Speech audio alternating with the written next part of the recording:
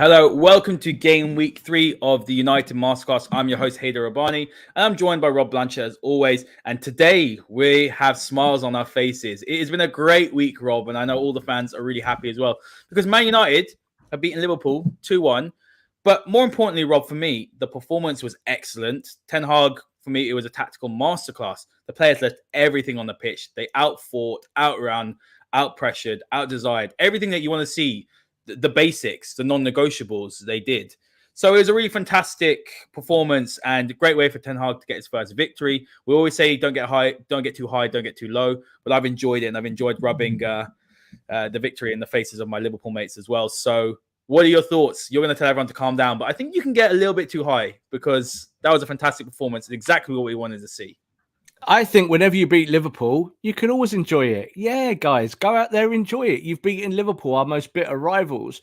If you think everything's fixed at Manchester United, then you're probably a little bit silly, aren't you? So this is the way to look at it, is that we definitely saw something intrinsically positive at Old Trafford against Liverpool, something we've been begging to see for years, pressing, hard work, doing all the things that you kind of have that tick list of things that you want to see past the ball 5 yards without giving it away, desire, passion.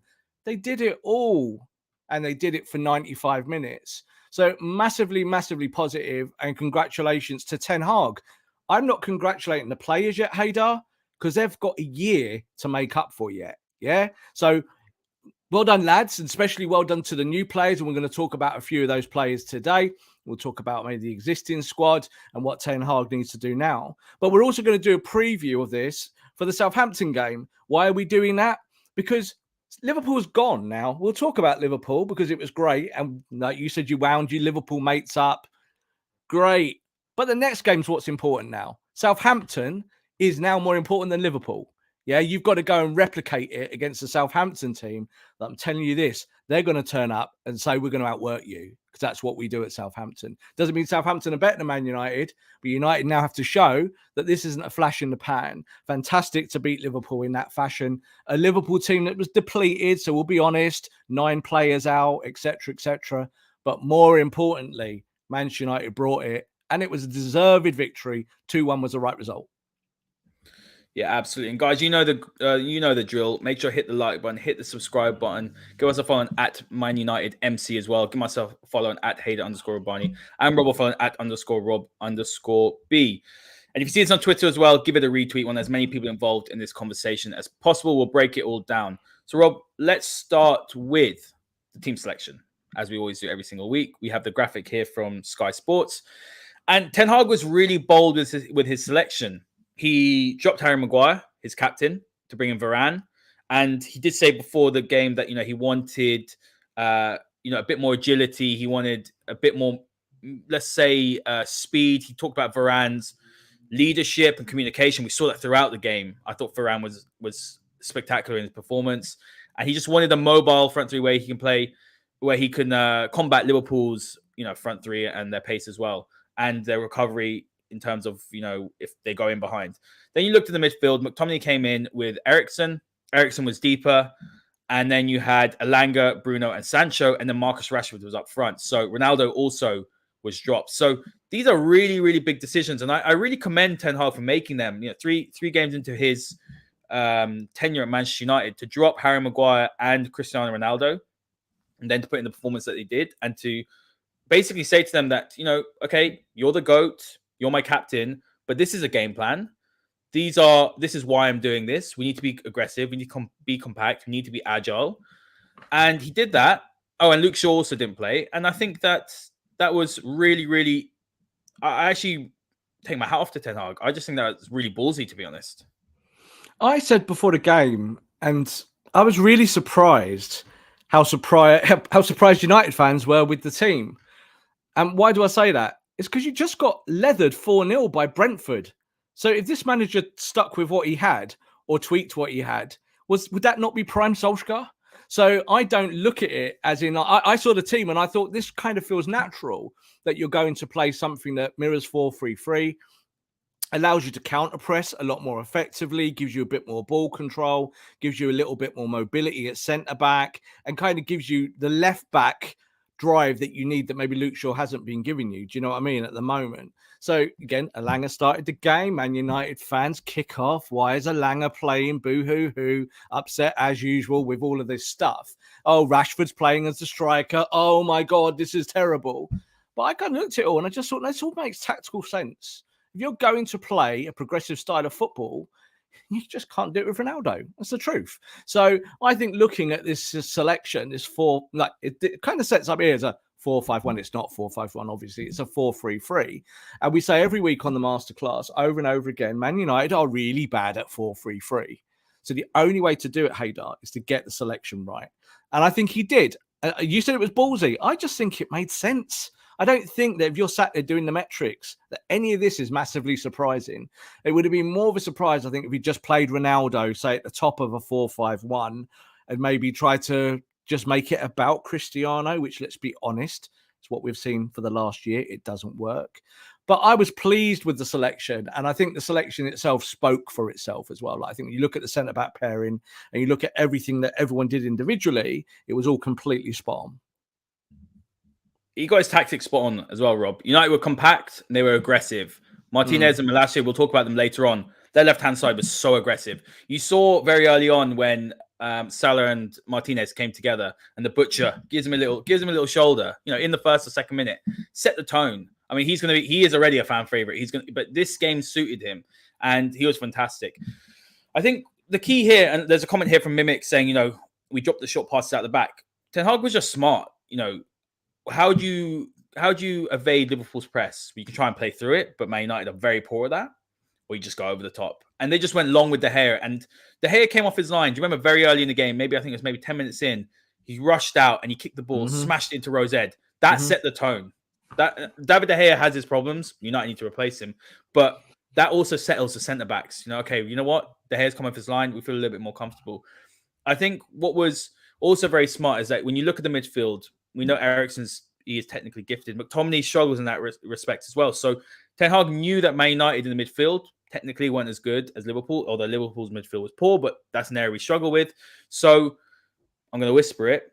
We played a bit of Ralph Rangnick football, didn't we? We counter-pressed, won the ball back quickly and exposed them. And then obviously we'll talk about the right half space as well between Trent and Van Dijk. But United played smart football and they deserved the victory.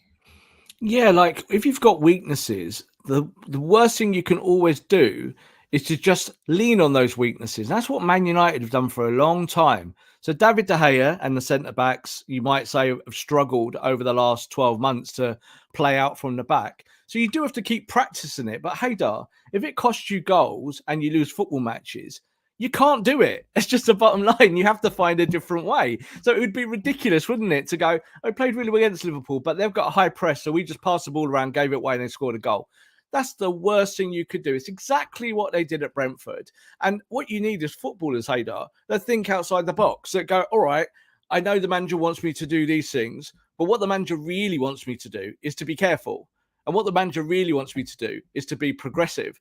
So when you looked at the shape of the team, I think the two key points of the changes, and we will go into some more detail, is that when you took Ronaldo out the team, it allowed you to have a three that worked together on a press.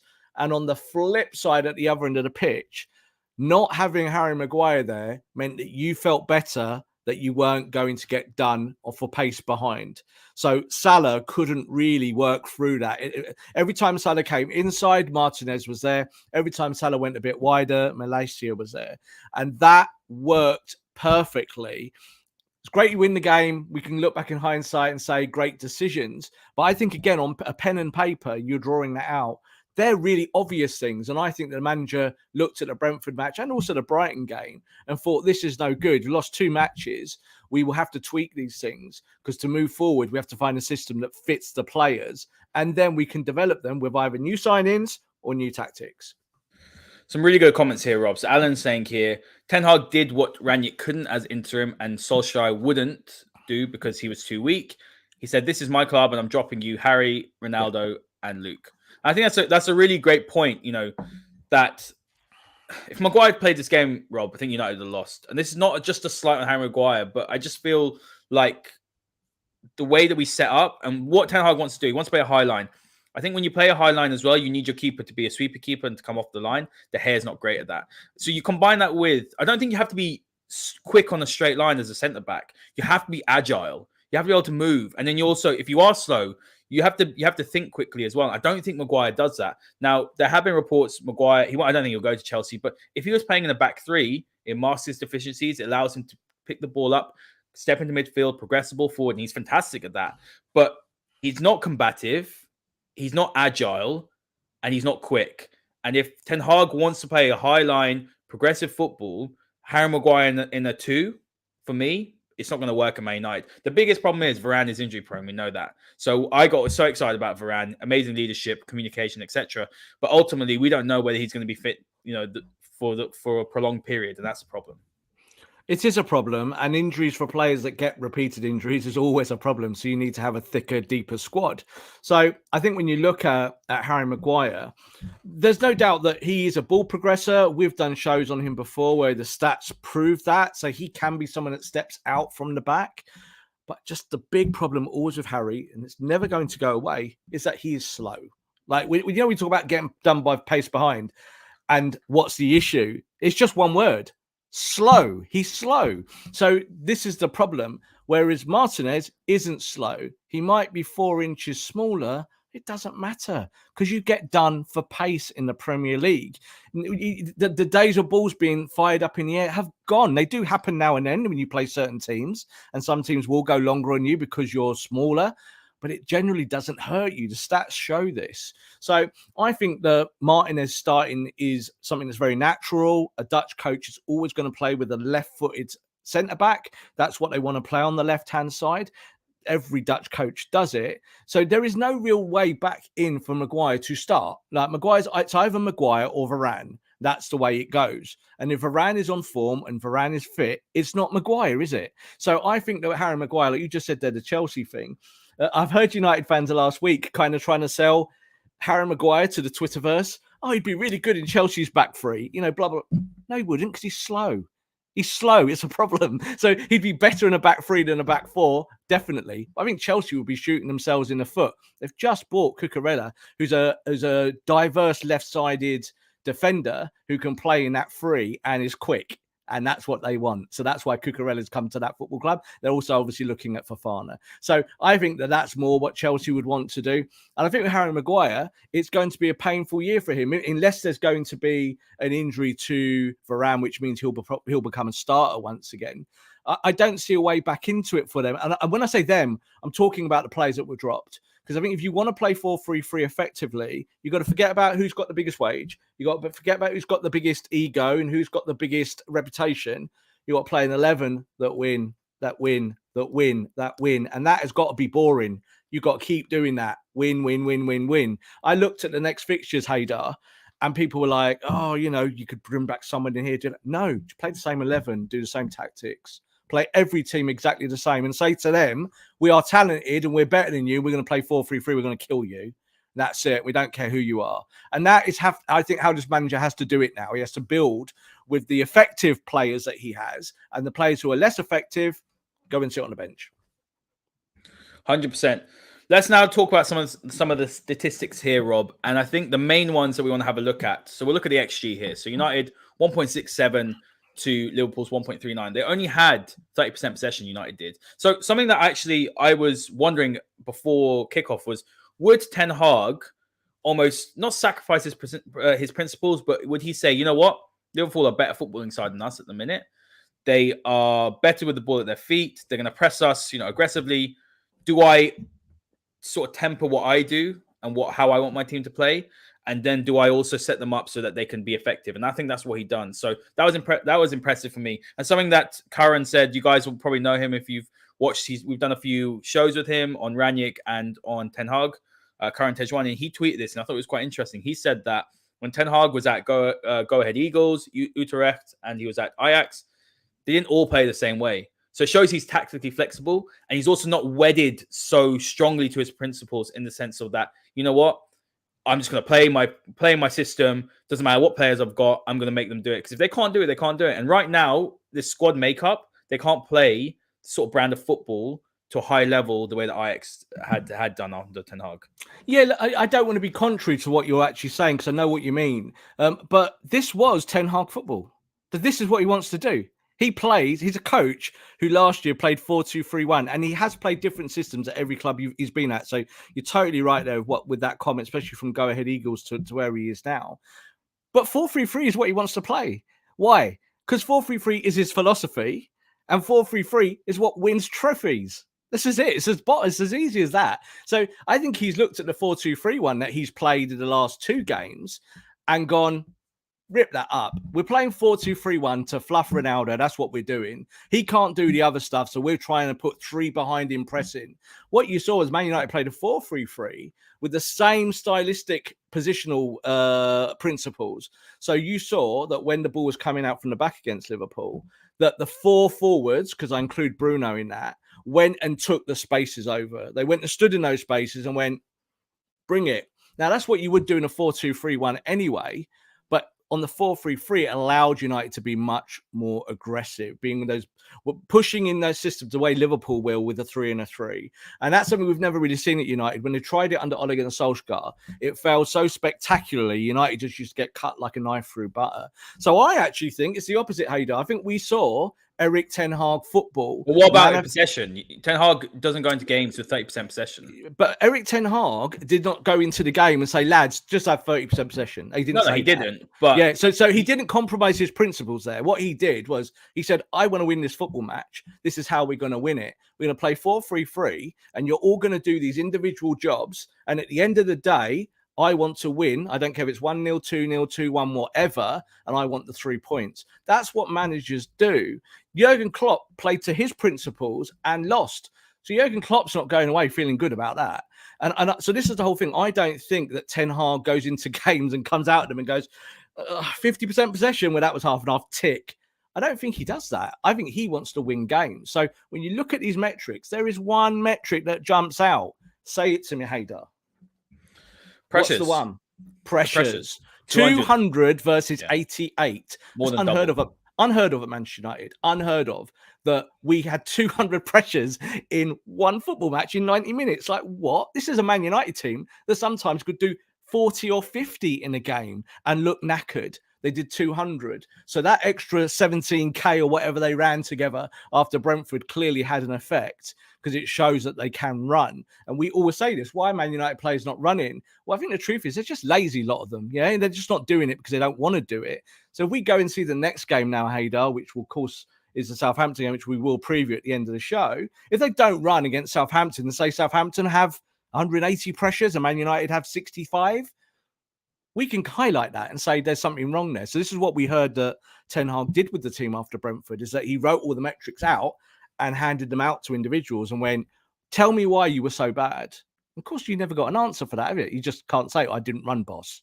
But that's the truth. So 200 pressures is the metric that jumps off the page here. And then you've got to kind of marry it with the other ones. So distance ran, Man United ran more, only just. So it's not a huge thing, but Liverpool are a running team. So they ran 111 kilometers as a total. Man United run 114 for a team that doesn't run. That's like amazing. But then the next one, of course, is that you got 30% possession versus 70, but you had a higher XG. So that the higher XG is much more important than the possession stats. So I think with Ten Hag, ideally in the future, like a year into the project, of course, he would want more possession. But he's not saying to them, give up possession for it. He's saying, do the other bits first, because they're the bits that are going to win you football matches. Rob, honestly, to out-pressure Liverpool 3 games in is ridiculous. They're the best, the best up there with City, the best hardworking sides in Europe. Both of them.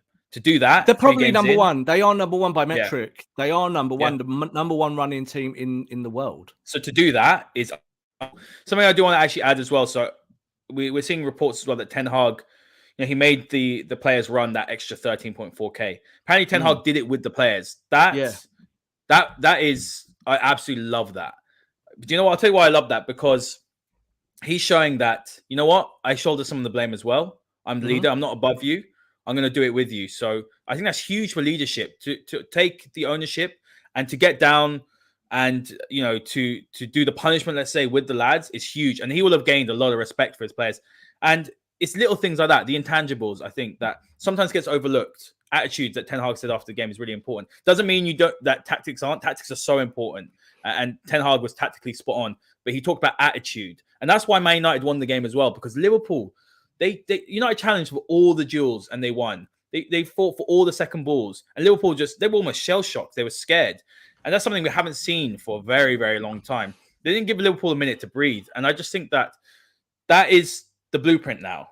These are I'm going to say the non-negotiables. These are the bare minimums that this United squad has to do week in, week out. And if they do that, they'll beat teams because there is quality in there. There are good players in that squad. And if you do these bare minimums, Haider, and you lose, it's all right.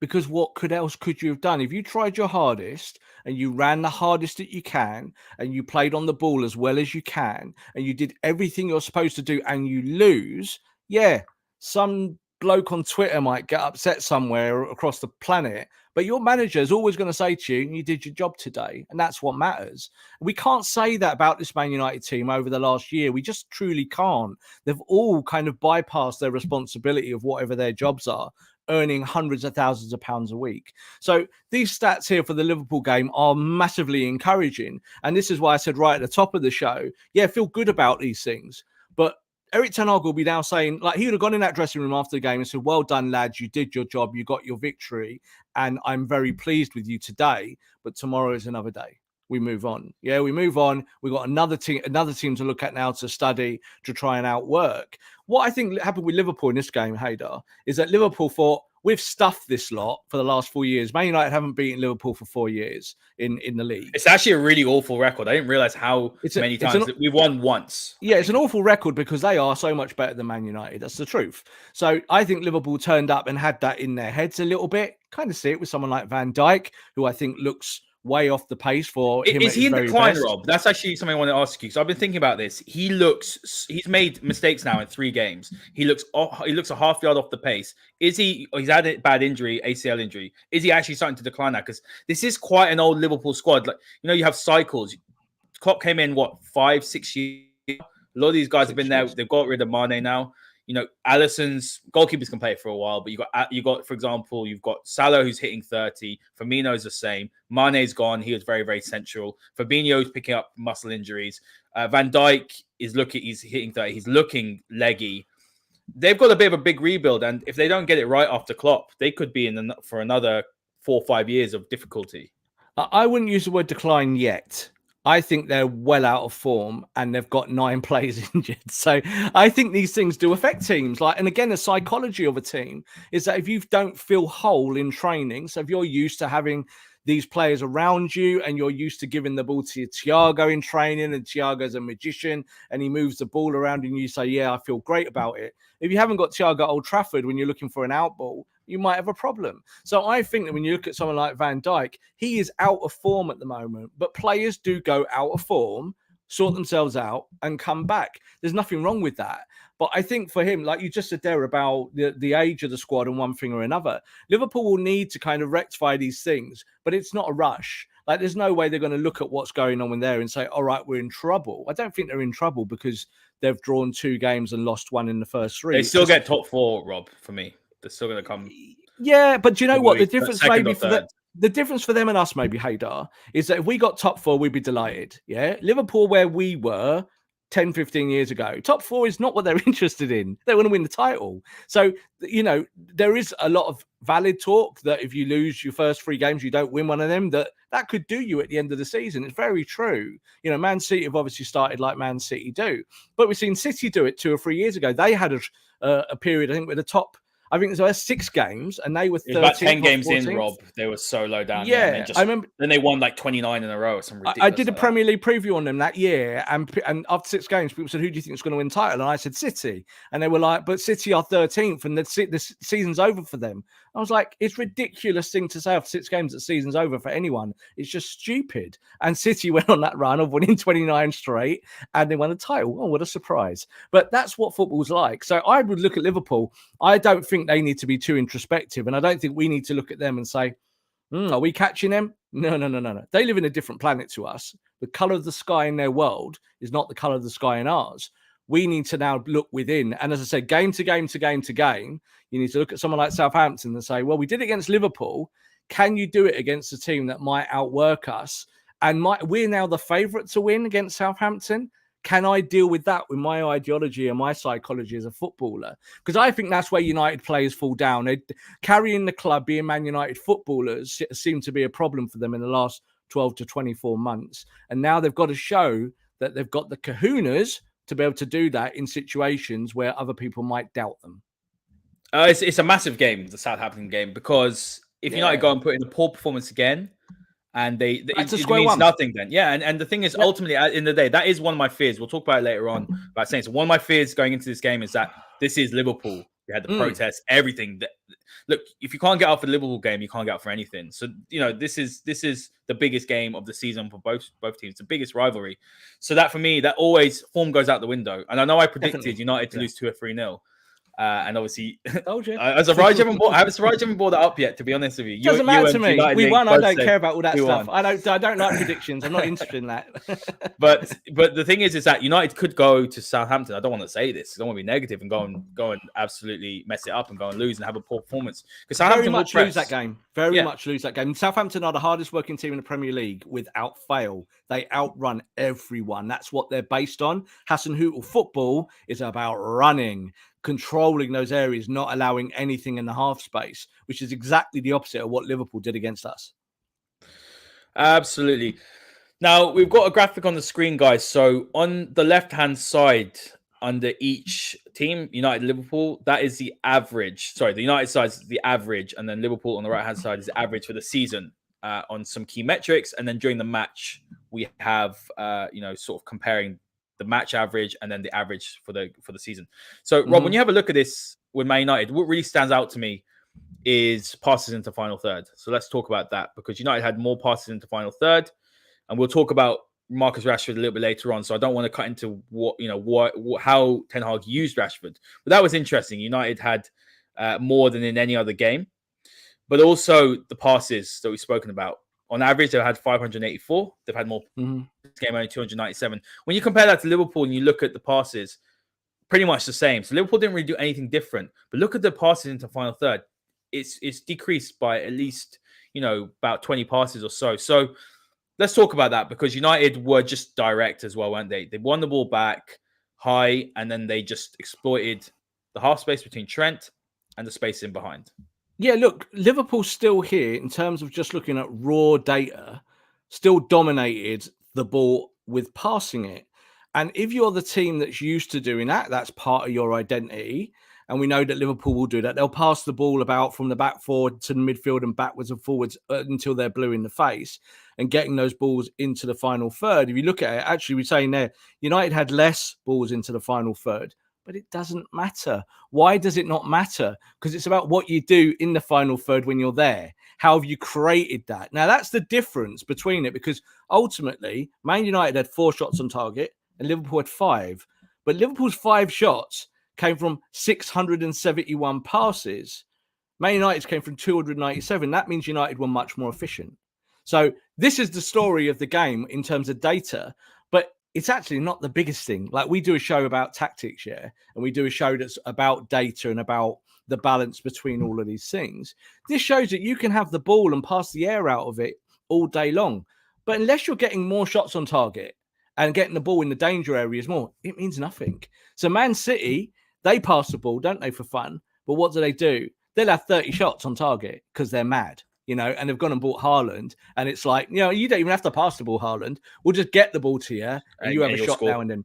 So they'll work around that, you see. So this is the whole point, is that there's a balancing point between, winning a football match 2-1, as Man United did, and then losing a football match 671 passes to 297. No one ever talks about that. It doesn't mean anything. But what it does mean is that the manager can go away and say, do you know what, lads? You could have kept the ball better. I think United, in the shape of the game, had periods where, obviously, it's all about energy levels, where they kept the ball better, and you actually saw there were individuals that giving the ball away. Now, ironically, the person giving the ball away the most in Man United's midfield on the night was Christian Eriksen. That's because Christian Eriksen's up being asked to do a lot more running going into number 6. But Rob, actually, he looked gassed near the end. I'll I'm admit not surprised. that. He's not had a pre-season, is he? Really? Yeah, but he's really surprising with his work rate. He has played for a Pochettino side, so maybe I'm thinking about, obviously he had the heart attack and all that sort of thing. So I'm like, what's his capacity like to move across the pitch? He works his socks off. He's very underrated in that respect to his game. And then you saw it with the goal as well. The first goal with the sort of the 1-2 to Elanga. He's fantastic. I'm in two minds. Do I like him deeper? Should he play further forward where Bruno plays? I don't know. I haven't really figured that out yet. But I actually like what he does deep, and he gives United something. He gets on the ball. The amount of times he picked up the ball and was spraying passes to Rashford, making runs, Sancho, Elanga. Like I know how good he is on the ball. I know his quality, especially on set pieces. But he works his socks off, and that's what's really impressed me. Every single new signing that played, whether it was Malacia, whether it was Lisandro, or whether it was Eriksen, they set the tone in terms of their work rate. So that was impressive for me. Yeah, Eriksen, we'll just touch on him a little bit. He's not a luxury player. He never has been. He's always worked in systems where he's had to do a certain role. It's just that he's a little bit of a ghostly figure. And what I mean by that is that he won't stick to one part of the pitch, say, well, this is all I have to do. If I've got to cover players, I've got to do it within my own remit of how I play the game. So I've got to go and find the space for people to give me the ball. So then I've got the space. It's kind of like normal things to do, isn't it? But some footballers don't do it like that. I don't like him deep. Why do I not like him deep? Because Christian Eriksen, his high functioning brain is all about the final third. How can I cut someone open in a pass that you at television land cannot see? But I can see it because I'm on the football pitch. Now, that is what we've bought Eriksen for. Eriksen's there to do that for Bruno, so Bruno doesn't have to. Bruno can go play a false position or drop deeper. But this is why Man United are still looking at midfielders, because it's about the combination. So we obviously know that Casemiro has been brought to the football club. The total deal now is coming up to 160 million for him, which is a crazy amount of money for a 30-year-old, but we'll take it because we need him. And then you've got to kind of build other midfield parts. Frankie will be coming in, so we'll have a brand new midfield. I know you're very confident about that, Haider, and that's your vibe. I'm not 100% sure, but I do think that if this deal can be done, Man United will do it. Absolutely, because they cannot not do it. They still need him. But the numbers are going to start stacking up, Haider, in terms of transfer fees. Like if you're going to get Gakpo and that's done, and Anthony's pretty much done unless you get the fee done, but those two are going to cost you well over 100 million. It might mean you've got to start shifting players out then, Rob. You've got to get Ronaldo off the books. You have to, but it's not Football Manager. So this is the problem. So yeah, you're right. Get Ronaldo out of the club. That should have been done weeks ago. When he first kicked off and went, boo-hoo-hoo, let me out, you should have gone, go to whoever you want to go to. We'll release you off your contract. And you think about it, Ronaldo's been paid for that 7, 8, 9 week period. Yeah, £500,000 pretty much, 360 grand it is in real terms. And he hasn't kicked a ball in that time. So stupid. Get rid of him and go and get yourself a striker that helps you. But that's another question, isn't it? So I think that if they don't get De Jong, they will still probably bring in another midfielder, even maybe one we've not talked about yet. But there's stuff going on, so we can talk about that in the week ahead. But I just think United, that's where the balance will be. Like Christian Eriksen's not been brought in to be a multifunctional number 8 or a deep line number 6. Just hasn't. That's not what he does. So he can do those things for you temporarily. He's had to do them in the Liverpool game and the Brentford game.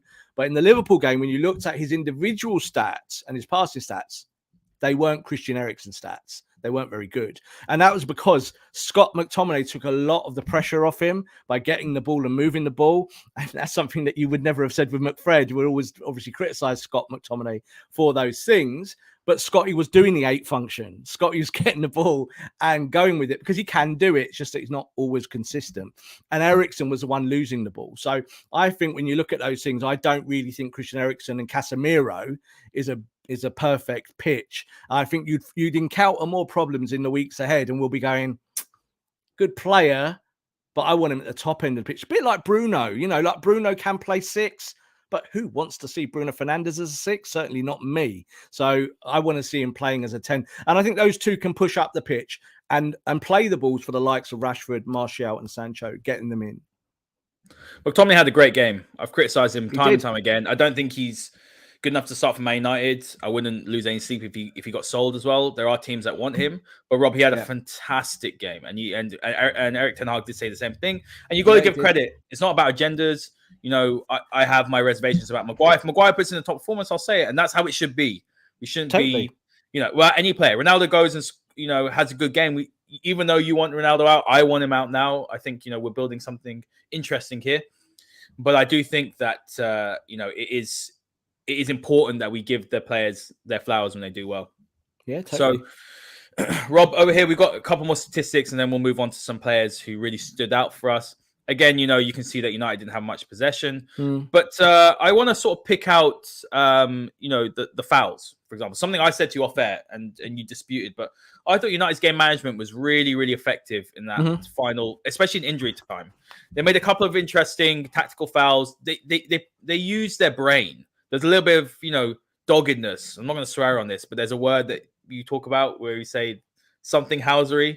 I'm not going to swear because YouTube will shut us down. But, United were street smart. And then I think a lot of that came from the likes of Martinez, I think Malacia as well.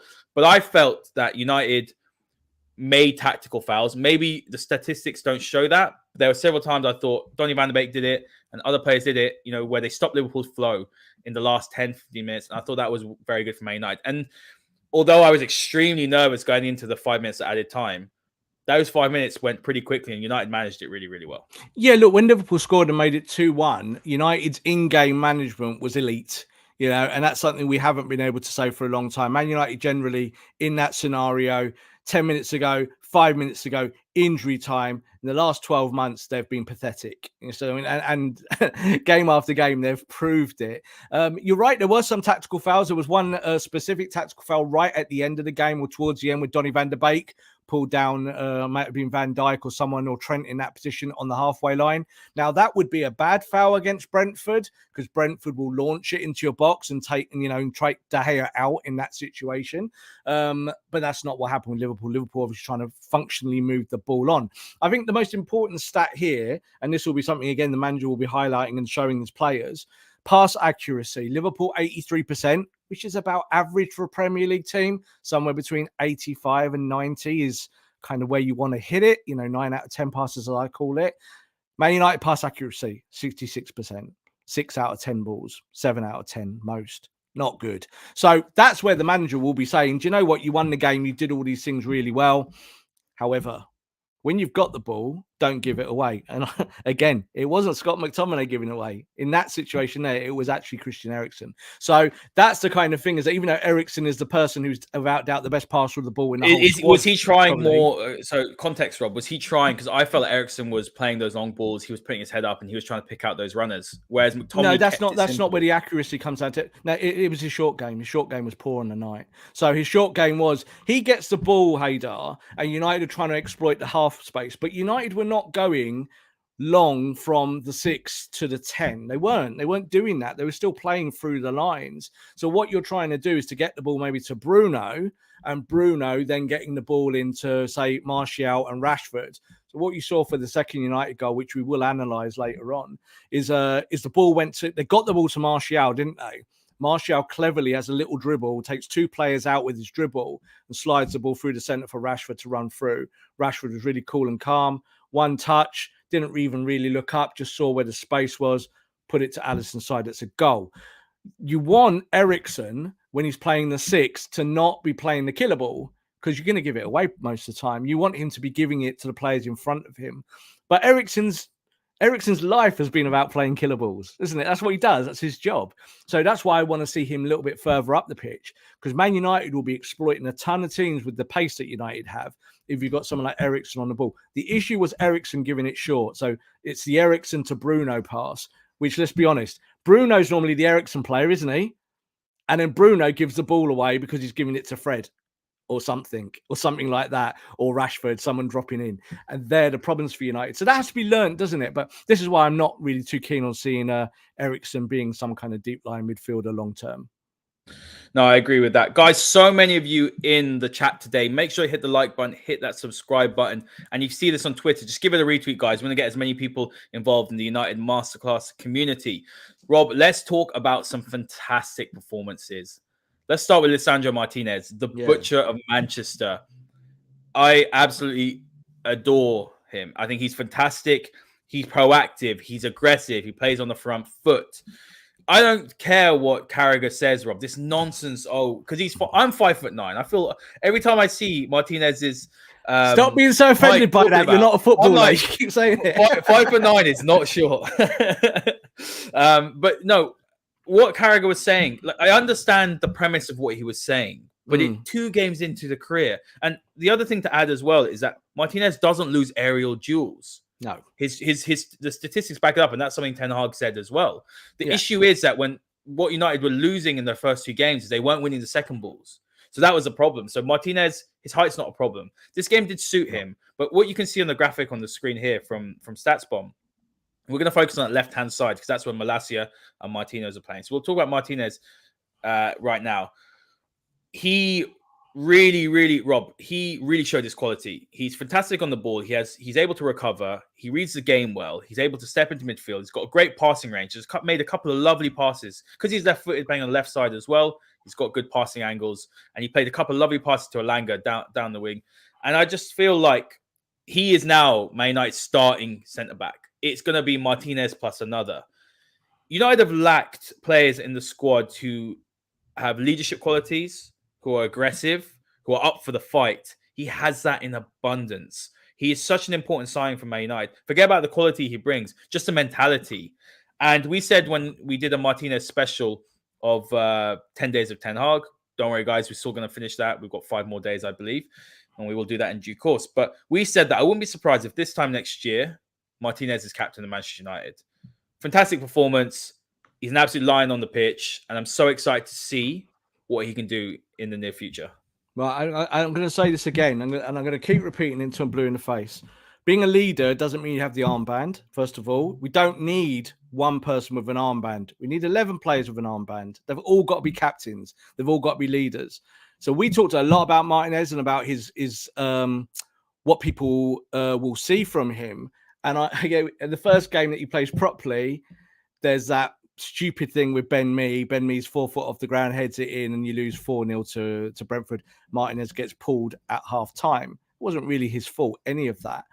I think the thing is with Martinez, and you saw it in this Liverpool game, and you see it with this here with the defensive actions, is that you have bought Martinez to go and get at people. That's why you've bought him.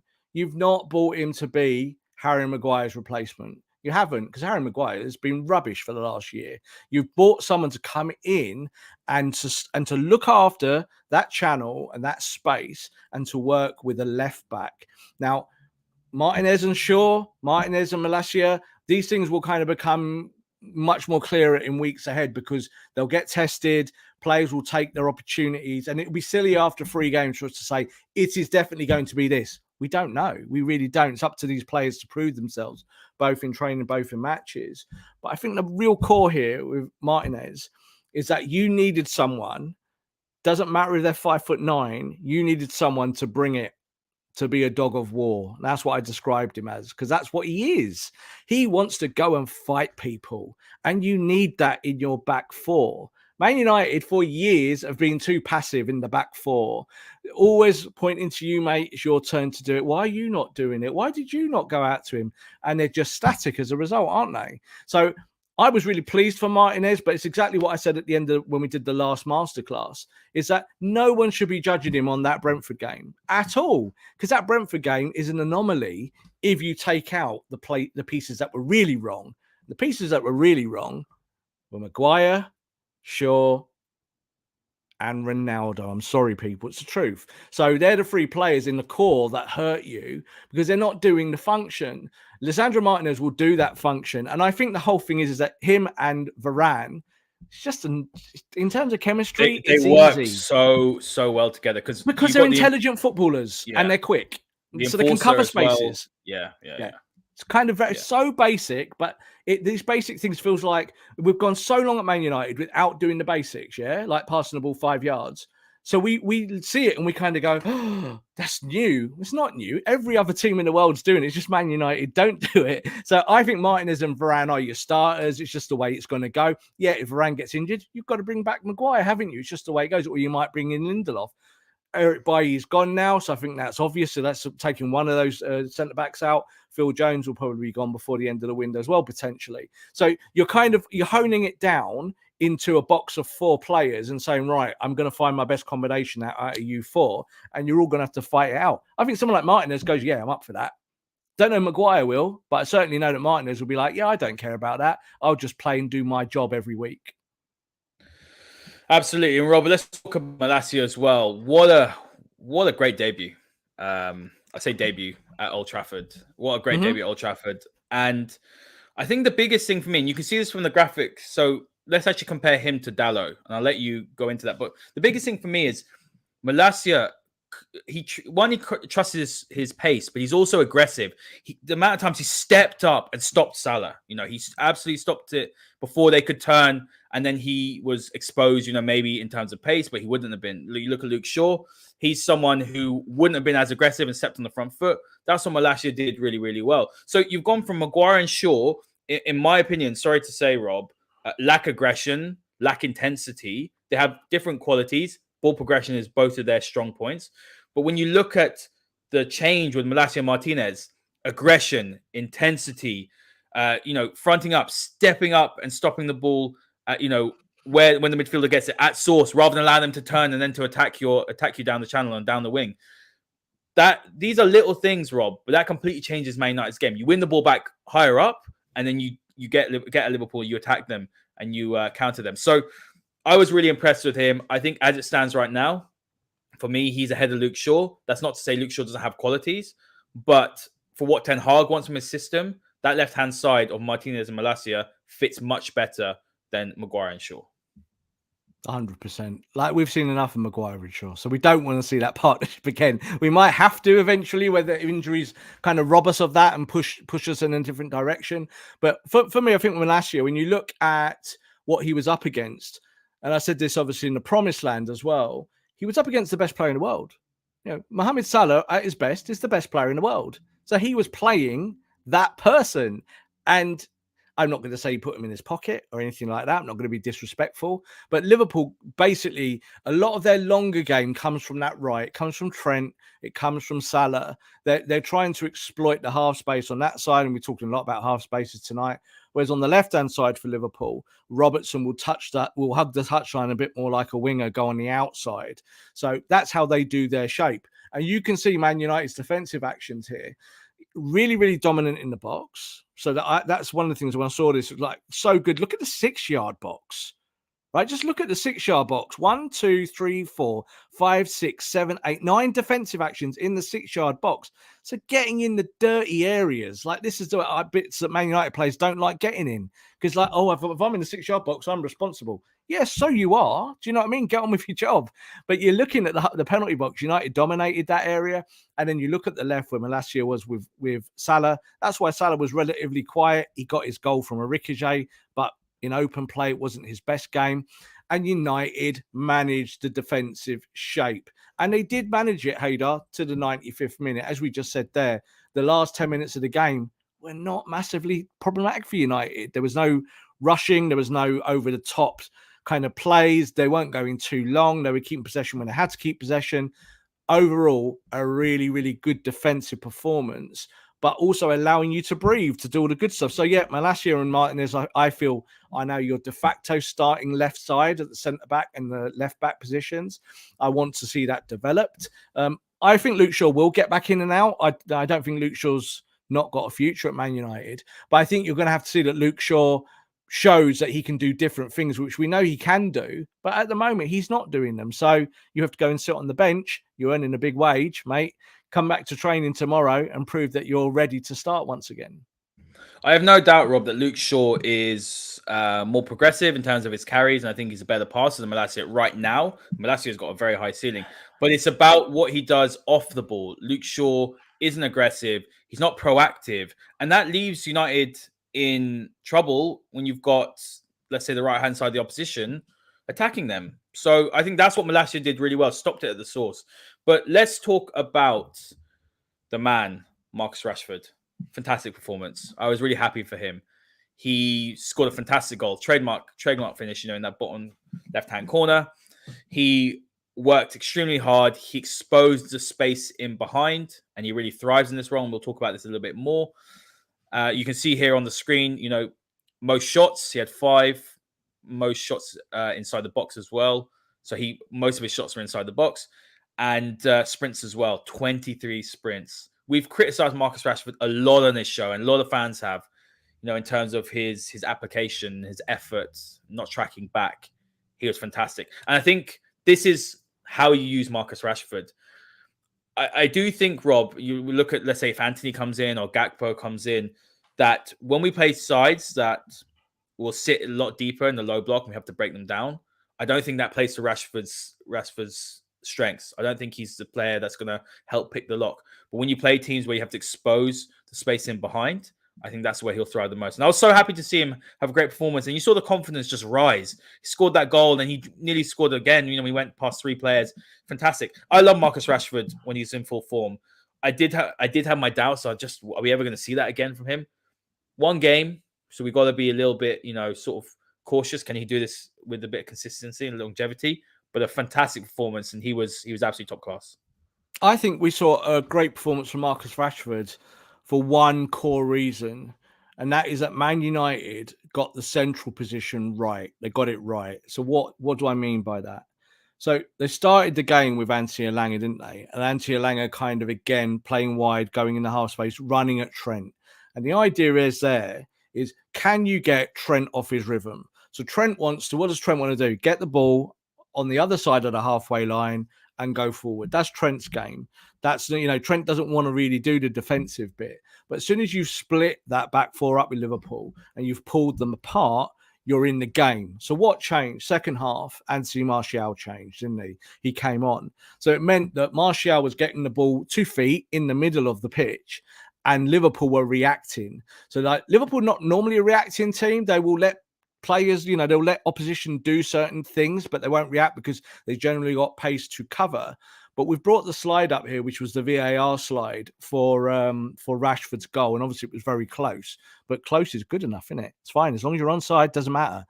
What you can see here is that this might look like Liverpool players closing down the space for Martial. It's actually 3 versus 3. So you can forget the left side. So the left side over there, Liverpool doesn't count. He's miles away from the play. So there's 3 Liverpool players. In the middle of the 3 Liverpool players is Martial. On the outside is Rashford. And on the backside is Bruno. So United took this channel and dominated it. And that's why they won this football match. And that's why Marcus Rashford played well. This goal does not happen with who up top. So with your number 7 up top, with Ronaldo in the game, Ronaldo does not do what Martial does here. He will not. How good was that, Rob, by the way? Incredible. It was amazing, but it's also stuff we know. Like I did a tweet today for advertising the show, kind of talking about the bits that happened and the bits. And at the top, I put a caveat. I said, this happened, but this is all stuff we know. This is not new. Like Marcus Rashford doing this is not new.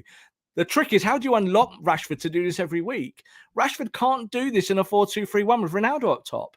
So I think for Marcus, the first thing is, I feel happier without Ronaldo there. Now you have to start Martial, Rob, with Rashford. You have to start Martial or Haider. You've got a few days of the transfer window to go and buy a striker. So you've got that opportunity to go and do that. Go and buy someone like Tony, who would absolutely work in this system. So you play 4-2-3-1 with Tony or someone similar. Yeah, I'm not saying you've got to buy Tony, but you've got that. The other thing you can do is to continue playing a false 9. So you could play there Bruno in that position to get the ball to feet, to dribble it, and or Eriksen to do that. You've got options. But it's about making the right options for Rashford. And this is why the manager said at the end of the game, and he was really, really kind of buoyant about it. He was like, I'm so pleased that the 2 players that made the goals for us, he meant scored, were Rashford and Sancho, because they are the 2 key areas of the pitch in football, in the modern game, where you exploit defenses in those 2 zones in the half space. So Rashford did it perfectly.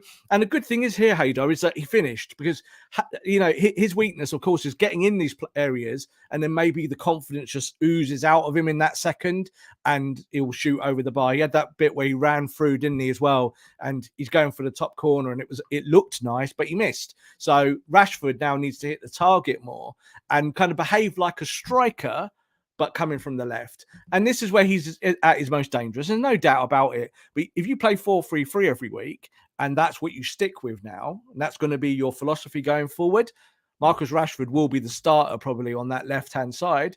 And if he's not the starter, you might be able to play someone like Gakpo there. Yeah, I just don't see Marcus Rashford as a tricky winger. You look at Anthony. What are Anthony's qualities? Why does Ten Hag want Anthony? If United had Anthony playing against Liverpool, United would have won by more, Rob. Like Elanga worked hard. He did well, but you can see the severe lack of quality in terms of his end product, I'd say, and also his ability to beat a man. But in Ten Hag's system, on that right-hand side, he likes a left-footed player because what they can do is they're very strong in 1v1s and they're creative. And I think that's what's going to be interesting is that when Anthony comes in, and let's say even Gakpo, these are two players who are technically very good in tight spaces. They're able to beat a man. I think Marcus Rashford is best, like we saw against Liverpool, maybe in a bit more central. I actually think that's where you get the most out of him. It's difficult. Is he a traditional striker? No. But I don't think that he can beat a man as well as he used to anymore. That's just my opinion. I don't think he's tricky. But I think if you get him exposing space in behind or running in the half space like he did, and he destroyed Trent. It's not the first time he's done this, Rob. Remember under Jose Mourinho where we beat Liverpool 2-1 and he destroyed Trent again. Very similar. I know Jose went long, played off Lukaku, but we exploited Trent the same way. And it's not rocket science to do that. But I just think with Marcus Rashford, if you're asking him to be comfortable in tight spaces, quick 1-2s, I don't think that plays to his strengths. He has a place in the squad, but I feel like ultimately United need more options as well because you've got to rotate, and whoever you're playing, they need to change up a little bit. Of course you do. And I think one of the things that's definitely understood at Manchester United is they have too many players with similar profiles. That's a problem. So you need to be able to diversify. So you called Marcus tricky there, or not tricky, I mean. I don't think it matters. What matters is pace. Pace kills. Yeah, if you got pace, you can find a way. That's what it is. That's how you break the line because you're quick. I don't want Marcus Rashford running at players with the ball at his feet because I don't really want anyone doing that because it doesn't normally work. But it does mean that on the other side, if you have someone like Anthony, and fingers crossed that deal gets done, Anthony can bring the ball inside and allow Rashford to make that run around a defender to stay onside through the middle. So this is where what you would call maybe a year or two ago a strikerless system. You can do that. You can play that way because your wide players and your number 10 are like strikers in a way. So this is why Martial becomes really, really important. So a lot of people slating Martial before the game and going, oh, he's not as good as Ronaldo. Well, yeah, he's never going to be as good as Ronaldo, but that's not what any of this is about. It's about right now, he's a better player than Ronaldo. Ronaldo's 37 years old. No. I've absolutely hammered Anthony Martial for year after year after year for his failures. Yeah. And I would pick Anthony Martial ahead of Ronaldo. That's just the truth. So, and I would do it for the right reasons. I'm not doing it for ego, or I'm not doing it for like, a kind of popularity contest. This goal here shows why you play Anthony Martial, is because he can, the ball can stick to his foot and he can tempt defenders to step out and make mistakes. Now, most number 9s can't do that. Cristiano can't do that. Cristiano probably here would have had his back to goal and would have been looking to play Bruno in on the side, which would have been an okay ball, but you wouldn't have been able to get him behind then. The defense would have reset itself. So this is why Martial becomes important. But hey, Haider, go and buy another striker that helps you do that as well. Do you know what I mean? Go and find someone that can play the 9, give you options, because United haven't really got that at the moment. If you move Ronaldo out, you will probably have to go and buy a 9. But this year, you might be stuck, say, Rashford playing the 9 and running that central channel. And you know what? I think he'll be quite happy doing that. He'd be all right with that because he's fast and he can run players and he's confident in those situations. And then you allow the trickery to be done by the likes of Sancho and Anthony. They become your creators to link up with Bruno and Eriksen, and Marcus can be more about straight line speed. Yeah, and that answers a question here saying, so does that mean if Anthony plays, then Sancho has to sit on the bench? Nope. Move Sancho to the left. No, yeah. And you put Rashford on the bench, or you rotate him with Martial, and Anthony's on the right. And that's how United has to be. I'm just reading something here. False analysis, Martial's still not good enough. Look, I'm telling you, right, if you're playing FIFA, I keep saying this, and he's like 63% rather than 68%.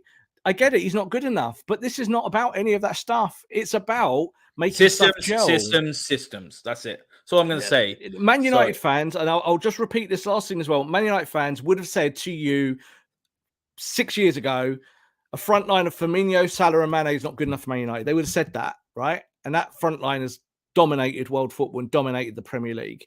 And they came from Southampton, Roma, and Hoffenheim. So it's not about those things. And Martial, I think this is where you give players opportunity, don't you, Haider? You say to Martial, do you know what? Yeah, we are going to go and buy another striker. I'm not going to not buy a striker because of you, but you got to prove yourself. So when you're in the team, show me you can do it. And I think in that 45 minutes, he did everything that he needed to do. You know, the manager would have looked at that and gone, that's what I saw in pre-season. That's what I missed the first 2 games. I desperately need this player to start. Being good enough is subjective. What's not subjective, what's the opposite, is results. So if you win games with Anthony Martial as your number 9, keep doing it. Don't move away from it and go and buy players that you can then complement your system for. Absolutely. Let's move on, Rob. Now, let's preview Saints. So we've got Southampton on the weekend. Mm-hmm. And look, United, we've said it already, but they need to play with the same intensities, play with the same aggression. They should almost act as if they're playing Liverpool again. That's important. And this is about mentality, Rob. More than anything else, it's about mentality. What we have here up on the screen, and this is from Who Scored. This is the probable lineups. And so we'll start with Man United here. So, Rob, they've gone for 4-3-3 and largely the same side, to be honest. But the only change really is Martial up top.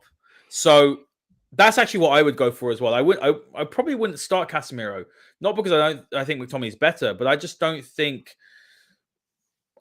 Like you said earlier on in the show, I'm probably the least biggest McTominay fan, to be honest with you. But ultimately, at the end of the day, don't change the winning side. So will Casemiro come in weeks to come? Of course he will. And he is a world-class player. He's probably the best defensive midfielder in the world currently. And I can't wait to see him play.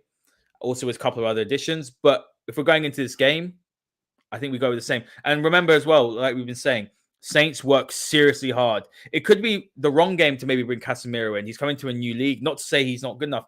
This isn't Real Madrid. This is still a unsettled Manchester United side. Maybe it's not the right game to bring Casemiro on. Maybe a game where a team doesn't press you as aggressively, doesn't play as with as much intensity, doesn't make you run around as much. Maybe it's better to not play him in this. Yeah, I think so. I don't want to sound like I'm being contrary all the time, so I apologise, Haider. But the Southampton team are going to make you run around. This is what they do. You know, so this 4-2-3-1 that they set up with here is not really 4-2-3-1. What is it? It's 4-2-2-2. Where have we seen that before? Yeah, Ralph Rangnick. So this is the Red Bull system, and Hassan Hout was part of that from the Red Bull Academy. They will set up in this 4-2-3-1 in terms of visually, but they'll go and do their work in that 4-2-2-2 where they will press and press and press. They don't sit. They are nasty. They have the highest work rate of any team in the Premier League. Yeah, and they have done. They do it all the time. What I would just say about the Casemiro point, we talked about this off air, didn't we? Is that with Casemiro, I saw in the comments there, someone said, does he fit the manager's plans? Well, if the manager's plans is 4-3-3, Casemiro fits it. Because that's what Real Madrid do. It's what Casemiro's always played. 4-3-3 is absolutely his formation. And when you look at the 4-3-3 United have got set up here, so this is kind of using the Liverpool game as the template. Would I start McTominay and Casemiro? Well, it would only depend on what I see in training. So if I see Casemiro comes in and completely bosses training for 7 days or something before the game, I'm not saying, Scotty, sorry, you're not playing. You know, I might say, right, okay, let's give Casemiro a go, maybe give him an hour and then bring in McTominay or something like that. The other side of this is that you just said there about teams affecting United in United's shape. Casemiro plays for Real Madrid, and what Real Madrid have to do in La Liga every week is play teams that try and affect their shape. So Casemiro is down with this. He's used to playing 15 clubs a week or 15 clubs a year, twice a year, home and away, of teams that try and spoil. So that's great. I actually want Casemiro for that reason, because then you can start to play progressive football. Casemiro is a decent pass for the ball. Again, last 2-3 days, pundits have been coming out going, can he pass the ball? You just go and read his metrics. Just read his metrics. They're all there for you to read. You know, Google it, you know, Casemiro passing stats, and you'll see that Casemiro can pass a football. He's a Brazilian, he's not Fred in terms of like the energy rate, but he is someone that will be a calming presence in there. He will look at that 4-3-3 and he will be saying, my job is to form a relationship with Martinez and Varane, and then my job is to get the ball to Fernandes or Eriksen either side of me. That's my job. And that's all I do the whole game. Now, that keeps things simple. Doesn't mean he's an out-and-out defensive midfielder, but it means that he's the modern six. That's what we call modern six. So this is, I think, where we go. Like in terms of the Southampton game, the manager might go, do you know what? I need actually more leadership in there. And Scotty's a bit hot and cold. So Scotty, you're going to come on and do the energy bit for me at the end of the game, a bit like Fred did against Liverpool. It was interesting, wasn't it? The substitutes that he made, I thought the substitutes were relatively poor. They didn't really do it. They only came on for a small period, but Fred came on, gave the ball away a load. And it's a bit like, ugh. Ronaldo came on, didn't run. It's like, ugh. So it's kind of like you need players that come on and actually duplicate what you're doing and doing it maybe better with a bit more energy. I think Casemiro is perfect for this system. He might start, he might not, but it all depends on training. But he's had a full preseason. He's trained with Real Madrid the whole of the preseason. And I saw him, I've seen some minutes of his during preseason and early part here. And obviously he's out of Real Madrid's plans anyway, but he looks fit. He looks ready. So I don't think it'll be too much of an issue if Ten Hag gives him the once over and says, no, do you know what? I'm going to give you an hour against Southampton. I think Southampton will look at him and go, yeah, he's quite a good player, that player. We might have to do something slightly different to get the ball off him. Good comment here, Rob, saying Ten Hag has tweaked it slightly. He wants a ball-playing midfielder in this too, and he's going ahead with Bruno. So that's why Eriksen's nailed on to start with Casemiro. It makes sense, and that's why I keep on banging on about this, but that's why Frankie de Jong with Casemiro makes sense when you think about the profiles that Ten Hag's going for. I honestly think this, Rob, that Ten Hag saw the two defeats, to Brighton, especially to Brentford, and thought, okay, I need a number six. He's gone out and got the best number six in world football right now. And when you think about him in front of Varane and Martinez, he's played with Varane for many, many years. There's a chemistry there. I think that's quite exciting. You're thinking, right, because that's what every centre-back pairing or every defence still needs someone to cover for them. And United haven't had that for years. McFred haven't done the job. We know with Ollie's system, with his double pivot, it was very rigid. They weren't great in terms of their awareness of spacing. So I think that Ten Hag actually has, in some ways, tweaked what he initially thought. He probably thought De Jong would play in that sixth position. We spoke about that, didn't we? But I actually think that Casemiro coming in is a very, very smart signing. And we are going to talk about Casemiro's statistics here in the last segment of the show. We're going to compare him to Scott McTominay. We all know Casemiro is levels above Scott McTominay. I'm not even going to try and say anything otherwise. We know that. Scott McTominay, for me, I would probably take, if not for 30 million came in, I'd take it. That's just me personally. But, he looks what if Casemiro breaks his leg after the second game? Well, let's hope that doesn't happen. That's why you don't take the 30 million. This is the problem. I think the thing is with building a squad is that we're all very much like, I don't like that player, so I like this player, but this player's better. Casemiro is brilliant, but you're going to need numbers. And this is, I think, what the manager's been preaching. And this is why I would never sell Scott McTominay at this moment of time. He is literally not the worst problem player at Man United. He's actually a starter if something goes wrong. So I think the balance there is that there is no market for Scott McTominay. Man United are not shopping him. No one has come in for him. I think you sit with him at the moment. You don't want to play McFred. I get that. You don't want that combination because it doesn't work, doesn't help you. But I think you definitely need cover because Casemiro might get an injury and then you're going, got to play Charlie Savage. Got no choice because I've just sold Scott McTominay for 30 million and he's banging it in at Brentford or Fulham or somewhere. And you're like, oh, we could have done with him. So I think you've got to be careful with the outgoings. Definitely get rid of players 100%. I'm with you on that. But be careful who you get rid of. We'll have to agree to disagree as we've done on this show, but that's fine. That's all right. Let's have a look at some of the key metrics here, Rob. So passes attempted. Casemiro is very, very high, 88th percentile. We know that Real Madrid dominate possession. He can pass the ball. And this nonsense that people have been saying, I'm not going to say what radio station it's on. We all know which one it is. Just spouting absolute rubbish day in, day out about Man United. They get their clicks. But you can see compared to McTominay's 41st percentile for McTominay. So Casemiro, we all know that he's very good on the ball. Pass completion is pretty good as well.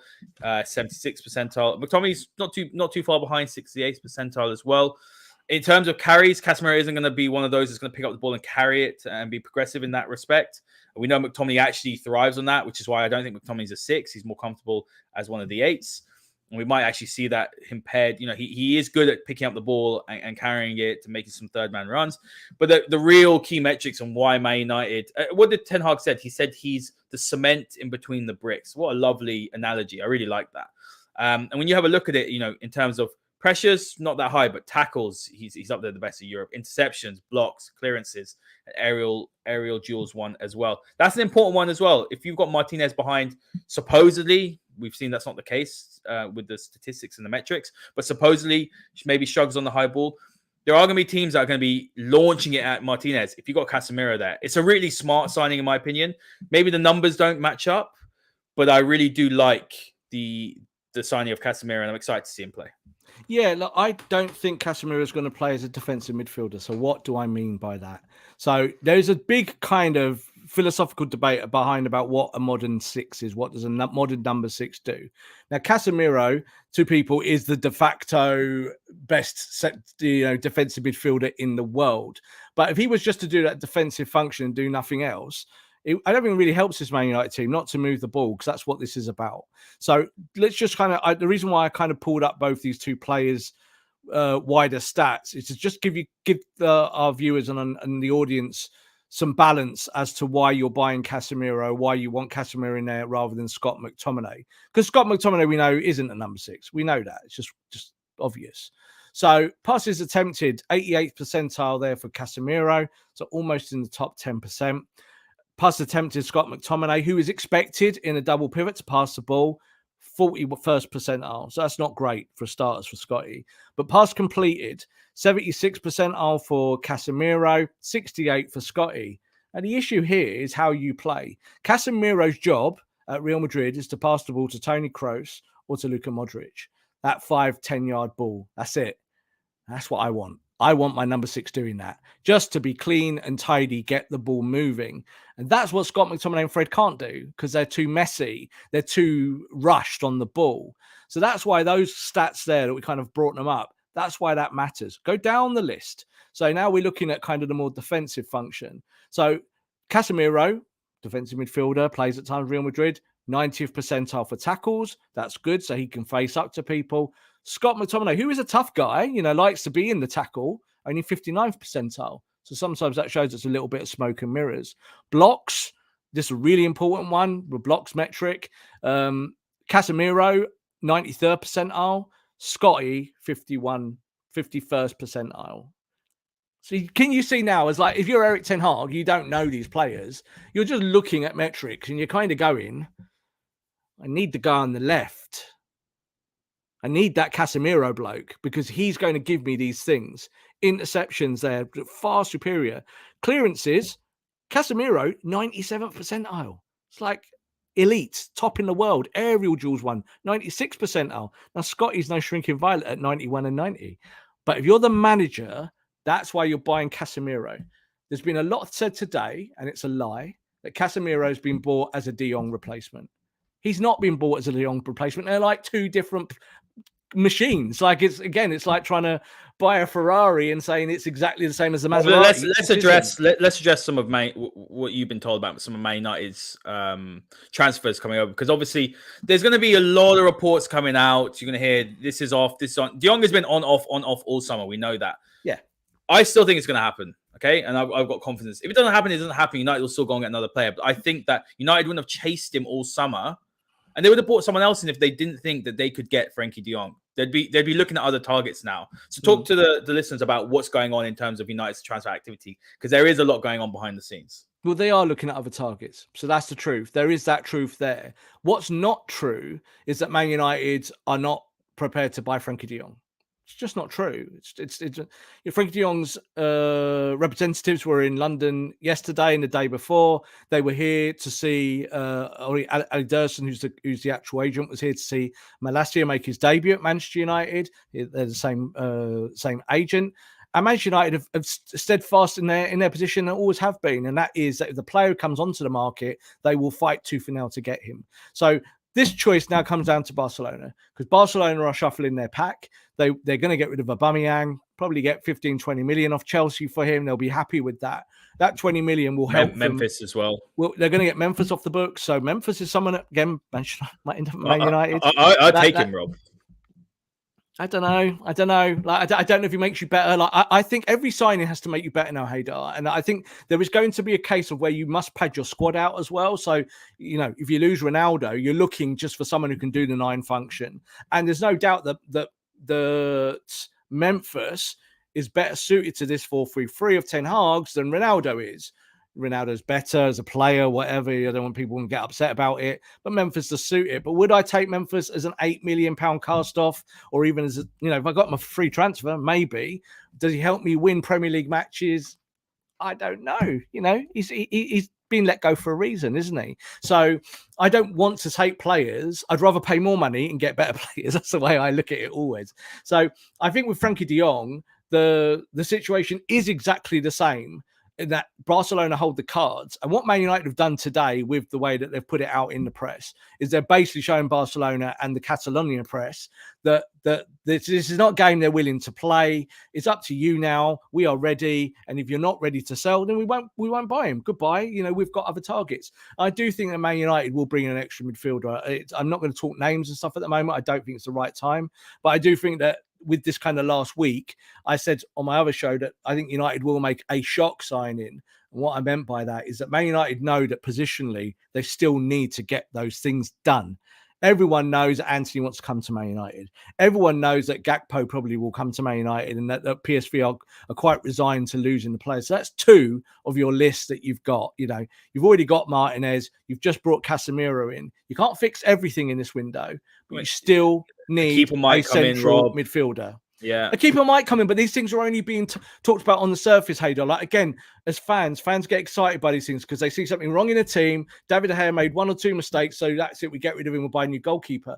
Again, that whole football manager world does not work in the real world. If there's a goalkeeper that suits and costs and budgeted, they'll go buy them. But I think they're more likely looking for a backup for De Gea this year, and then De Gea's contract will expire. That will give you that big wage back, £360,000 a week. You could go get a really good goalkeeper for that, but you can't do it all at once. I do think with Frankie de Jong that if Barcelona sell him, he's got 3 options now. Bayern Munich are now the new 3rd option for him, and that's an attractive option, isn't it? I think if you've got to choose between United, Chelsea, and Bayern Munich, who are you choosing? Probably Bayern Munich. So that's something for Frankie de Jong that he will now be thinking about and saying, right, well, if I leave this football club, where do I go? So that's why I'm not as sure as you, saying I think it will definitely come to Man United.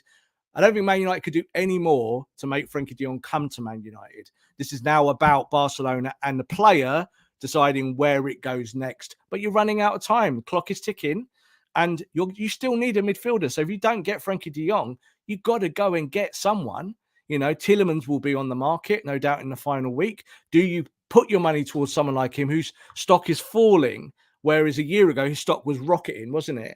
Neves, it might well be available he was fantastic against Spurs. Yeah, absolutely around the game. Now Wolves are doing their business. Did you remember I said about 6 weeks ago, Neves came off the market because Wolves were not getting their transfers done. Now Wolves have started to get their transfers done. So there's that chance that Neves will be on the market. But does Neves fit this 4-3-3?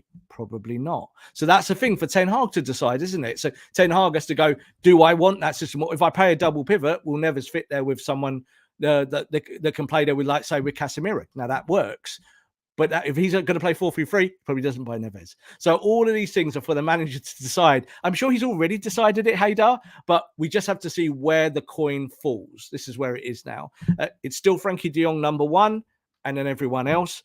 But Frankie de Jong has got options, and maybe Man United isn't his best option. All right, we're going to wrap it up there. Guys, thank you so much for all your fantastic comments, your interactions as well. And make sure to hit the like button, hit the subscribe button. Rob, we aren't doing an FPL show this week and a Twitter space, as unfortunately we're both away. But have you got anything to add before we wrap up? Well, this was your Twitter space. This was your preview. So this is what we would have done. So you've got that all in one big masterclass. But no, look, I think that United fans, as I said at the start of the show, enjoy the Liverpool victory. Remember it. It was a great night. Fantastic for United fans to get one over on Liverpool, even if it's just a short-term thing. But more than that, more importantly, it's about now just going in the right direction, match to match to match. That's all that matters. Going and reproducing that form that they showed at Old Trafford and doing it on the South Coast at Southampton is all that matters. Nothing else matters. It's up to the manager to find a way that at the end of Southampton, he's not going, right, lads, we've got to run another 15K on Monday because you lot didn't run it this one. I don't want that. It worked once. It doesn't necessarily work again. I think United are getting together a squad that can compete. And I like the Casemiro addition, even though I do think the deal is absolutely mind-blowing. 160 million for a 30-year-old. I don't know if it's ever been done except for Cristiano. It's the only other player in world football. So they've certainly put their, stuck their flag in the mast there and saying, yeah, we're going to go with it. So let's hope Casemiro stays fit and can do it. He's a really, really good central midfielder. But you've got to keep adding, and if you don't get De Jong, you've still got to keep adding. And I think that's the way this project's going to go. Absolutely. Guys, make sure you give us a follow on at Man United MC. Give myself a follow on at Haider_Rubbani. And give Rob a follow on at _Rob_B. Enjoy the rest of the week. Enjoy United on the weekend. And we'll see you all next time.